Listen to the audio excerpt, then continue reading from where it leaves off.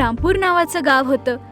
त्या गावात शारदा आपल्या दोघी मुली श्रीलेखा आणि चंद्रलेखा सोबत मिळून आयुष्य जगायची.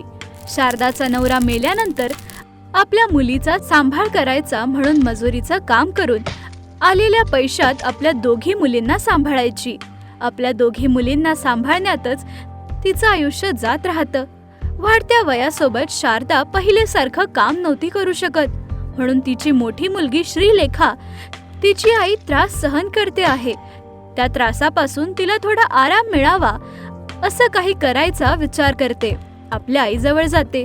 आई, तुला एक सांगायचं आहे. काय आहे? बोल बेटा. कामाला जायचं आहे मला. टाइम होतो आहे. वेळेवर गेले नाही तर नाही चालणार. ते काय आहे ना आई? बोल ताई, तुला जे बोलायचं ते लवकर बोल. आईला कामावर जायचं आहे ना. ते आई, तू आजपासून कामावर नको जाऊ. तुझी तब्येत ठीक नाहीये ना. घरीच राहून आराम कर आई. कामावर गेली नाही तर घर कसं चालेल बेटा? आयुष्य असंच आहे बेटा. तुमच्या दोघांचं लग्न करेपर्यंत या गाडीला काही आराम नाही बघ. तू घरीच राहा आई. मी आणि छोटी कामावर जाऊन आलेल्या पैशात घराला आणि औषधांना जे काही खर्च येईल ते आम्ही बघू. ए ताई, माझ्याकडून नाही होणार. मी घरी राहून आईला बघेल, घरीच काम करेल. वाटलं तर तू जा. काय बोलते आहे बेटा? जवान मुलगी अशी बाहेर जाईल. तू मुलगी आहेस, लग्न नाही झालं अजून. असं काम करते आहे कळलं तर आलेले स्थळ पण नाही येणार. तू खरं बोलते आहे आई, पण आपली परिस्थिती अशी आहे ना. तू बघ किती अशक्त झाली आहेस. या वयात तू आराम करायला हवा. जर मुलगा असता तर तू ही गोष्ट बोलली असती का? मुलगी आहे तर काय झालं? आपल्या आईला सांभाळायचा हक्क नाही मला? जर बाहेर काम करायला गेले तर 4 लोक बोलतील. गावातल्या लोकांना अजून दुसरं काही काम नाही. आपल्याबद्दलच बोलत राहता. तब्येत खराब होऊन किती त्रास सहन करते आहेस तू. गावात सगळ्यांना ही गोष्ट माहित आहे ना. पण गावातला एक पण व्यक्ती येऊन आपल्याला बघतो का? लक्ष पण देत नाही. लोक काय विचार करतील असा विचार केला तर तुला त्रासातच राहू देऊ का मी? तुम्ही त्रास नका सहन करू. माझ्याकडून जितके दिवस होईल तितके दिवस मी सांभाळून घेईल. ज्या दिवशी नाही होणार त्या दिवशी बघू. आता आजच्या कामाला जायचं आहे. असं बोलून त्या दिवशी कामाला जाते शारदा. तिकडे वीट उचलत असते.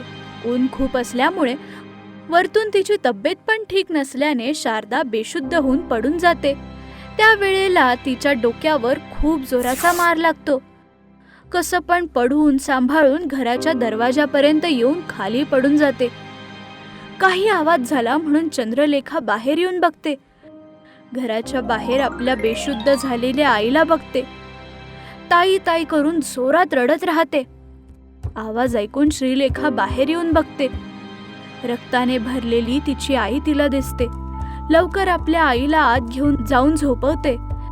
तेवढ्यात चंद्रलेखा रडत आपल्या आईच्या जखमेवर मलम लावून पट्टी बांधते. म्हणून मी सकाळी बोललेली, घरी राहा आई, आराम कर. माझं बोलणं ऐकलं नाही. हे बघ काय झालं आहे. ही छोटी जखम आहे. तू उदास नको हो. 2 दिवसात कमी होईल. आता तू काहीच बोलू नको आई. छोटी जखम काय छोटी जखम? छोटी जखम असती तर इतकं रक्त गेलं असतं. बोलू नको आई. इतकं झाल्यावर सुद्धा का बोलते तू? मी घरी राहून तुझा सांभाळ करेल.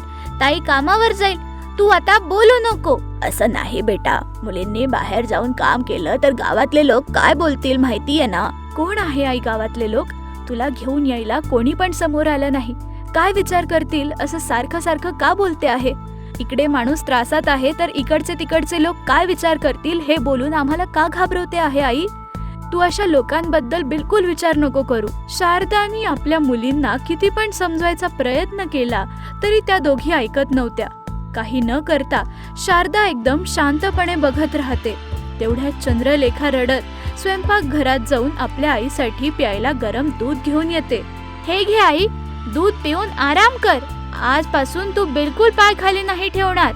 श्रीलेखा दुसऱ्या दिवसापासून कामावर जायचा निर्णय घेते आणि तो दिवस चालला जातो. दुसऱ्या दिवशी श्रीलेखा कामाला निघते. चंद्रलेखा घरीच राहून आपल्या आईची सेवा करते. दुपारच्या वेळी आपल्या बहिणीसाठी जेवण घेऊन जाते. असे दिवस जात असतात. रोज सारखं त्या दिवशी सुद्धा चंद्रलेखा आपल्या बहिणीसाठी जेवण घेऊन जाते. आपल्या बहिणीने आणलेल्या जेवणाला जेवत असते तेव्हाच एक साधू येतो. बेटा, 3 दिवस झाले मी जेवलो नाहीये. थोडं खायला दे ना बेटा. तुला पुण्य लाभेल. अरे कुठून आलात तुम्ही? तुम्हाला आम्हीच दिसलो का? इतके लोक जेवता आहे ना, त्यांच्याकडे जाऊन मागा. अगं थांब छोटी, तुम्ही या स्वामी, खा. सगळ्यांनाच दिलं तर तू काय खाशील? सकाळपासून काम करते आहे, अशक्त होशील. तू खा. 3 दिवस न खाल्ल्याने चौथ्या दिवशी सवय होते. माझी बहीण अशीच बोलत राहते. स्वामी, वाईट नका वाटून घेऊ, तुम्ही जेवा स्वामी. गावातले काय विचार करतील विचार करून आई डोकं फोडून घरी बसली आहे. तू पण दया दान धर्म बोलून सगळं जेवण त्यांना देते आहे. संध्याकाळपर्यंत काम करायचं आहे. उपाशी राहिली तर कसं थकून जाशील ना तू. तू पण आईच्या बाजूला अजून एक खाट टाकून झोपायचा विचार करते आहे का? पहिलेच सांगते, माझ्याकडून हे सगळं काम नाही होणार. तू त्रास नको सहन करू, त्यांना 2 घास जेवू दे. आपल्याला कोणी नाही बघितलं विचार करून आपण पण सोडलं तर आपल्यात आणि त्यांच्यात काय फरक आहे छोटी. श्रीलेखा स्वामीजींना सगळं जेवण देऊन देते. जेवण झाल्यानंतर तिकडून जाताना स्वामीजी असं बोलतात. सोन्यासारखी तुला सोन्यासारखं आयुष्य मिळेल बेटा. मेहनत करून जेवण मी बनवलं, वाढलेल्या ताईचं आयुष्य सोन्यासारखं होईल असं बोलता आहे, तर माझं आयुष्य काय चांदी होईल? ठीक आहे बेटा, तू बोलल्यानुसार तुला चांदीसारखं आयुष्य मिळेल. असं बोलून साधू तिकडून चालले जाता. मी घरी जाऊन तुझ्यासाठी जेवण आणते बोलून चंद्रलेखा घराकडे जाते. श्रीलेखा परत आपल्या कामाला लागते. ताईसाठी जेवण आणायला गेलेली चंद्रलेखा परत येऊन आपली बहीण जिथे काम करत असते तिकडे येऊन आणलेल्या जेवणाला ताईला देते. आपल्या बहिणीने आणलेल्या जेवणाला श्रीलेखा खात असते की थोड्या अन्नाला घेऊन पक्ष्यांना टाकते ती. तिने टाकलेले काही दाणे खाली पडतात सोन्यात बदलता. ते बघून चंद्रलेखा आश्चर्यचकित होते. ती पण ते घेऊन आपल्या हाताने थोडं अन्न फेकते आणि ते दाणे सुद्धा बदलून चांदी बनता. काय होतं हे त्यांना बिलकुल कळत नाही. काय आहे ताई, तू अन्न टाकल्यावर दाणे सोन्याचे बनत आहे आणि मी टाकल्यावर चांदी होत आहे. थोड्या वेळापूर्वी आपण जेव्हा साधूंना जेवण दिलं तेव्हा त्यांनी आपल्याला आशीर्वाद दिलेला, लक्षात आहे ना? हो ताई, खरंच आहे. तुझं आयुष्य सोनं झालं आणि माझं चांदी असं बोललेले. अरे पण मी माझं आयुष्य सोनं होईल असं बोलली असती तर चांगलं झालं असतं. अगं दुःखी नको होऊस छोटी, जे होतं ते चांगल्यासाठीच होतं. खाली पडलेल्या सोन्याला आपण घरी घेऊन जाऊ, त्याने आलेल्या पैशात आपण आपलं कुटुंब सांभाळू शकतो. असं बोलून खाली पडलेल्या सोन्याला घेऊन दोघी बहिणी घरी जाता. सगळं घडलेलं आपल्या आईला सांगता. उन्हात फिरून आल्या म्हणून डोक्यावर परिणाम झाला का? जेवण सोनं चांदी बनता आहे हे कोणी ऐकलं तर हसेल. नाही आई, हे बघ, खरंच जेवण सोनं आणि चांदीमध्ये बदललंय. असं त्या दोघी आणलेलं सोनं आणि चांदीला दाखवता.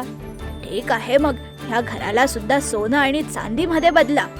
आपल्या आईने बोलण्यानुसार श्रीलेखा स्वामीजींची आठवण काढून घराला हात लावते. लगेच घर सोन्यामध्ये बदलतं. ते बघून शारदा विश्वास नाही ठेवू शकत. आपल्या बाजूला अजून एक घर आहे ना, त्याला तू हात लावून दाखव, चांदीमध्ये बदलतं का नाही हे बघू, असं बोलते आई. आईने बोलण्यानुसार चंद्रलेखा सुद्धा स्वामीजींची आठवण काढून घराला स्पर्श करताच ते घर पण बदलतं. स्वामीजींनी दिलेल्या आशीर्वादाच्या मदतीने त्यांची गरिबी जाऊन श्रीमंती येते.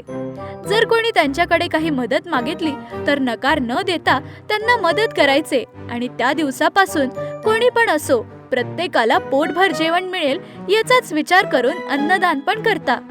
असं त्यांचं आयुष्य खूप चांगलं जात असतं. तुम्हाला ही गोष्ट आवडली तर लाईक आणि कॉमेंट करा आणि अशाच मजेदार गोष्टींसाठी आमच्या चॅनलला सबस्क्राईब करा. Thank you for watching.